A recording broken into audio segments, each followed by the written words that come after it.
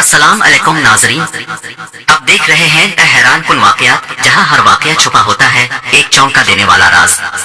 تو تیار ہو جائیے کیونکہ آج کی کہانی آپ کو حیرت میں ڈال دے گی۔ حضرت عائشہ رضی اللہ تعالی عنہا رسول اللہ صلی اللہ علیہ وسلم کی محبوب زوجہ اور امت کی ماں تھی۔ آپ قریش کے معزز خاندان سے تھی اور حضرت ابو بکر صدیق رضی اللہ عنہ کی بیٹی تھی۔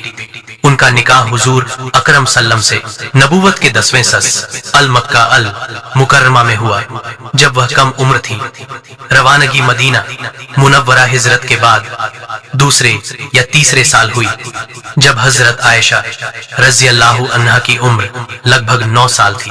حضرت عائشہ رضی اللہ عنہا نہایت جہین فتین اور وہ پیاسی تھی۔ آپ نے رسول اللہ صلی اللہ علیہ وسلم سے بے شمار حدیثیں روایت کی۔ آپ کی زبان فصیح، یادداشت گہر معمولی اور فہم دین بہت بلند تھا۔ فقہ، حدیث، طب اور شعر میں آپ کو مہارت حاصل تھی۔ صحابہ کرام بھی مشکل مسائل میں آپ سے رجوع کرتا تھا۔ حضور صلی اللہ علیہ وسلم کی وفات کے وقت آپ کی عمر تقریباً 18 سال تھی اور آپ نے طویل عمر پائی۔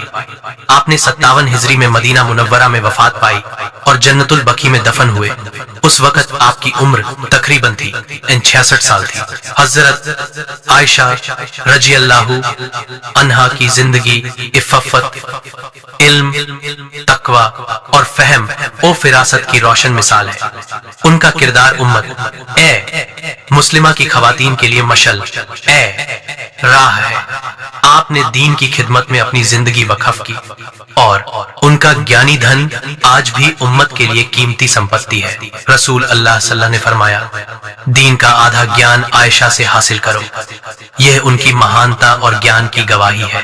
اگر آپ کو یہ حیران کن واقعہ پسند آیا ہو تو ویڈیو کو لائک کریں، چینل کو سبسکرائب کرنا نہ بھولیں اور کمنٹس میں اپنی رائے ضرور دیں۔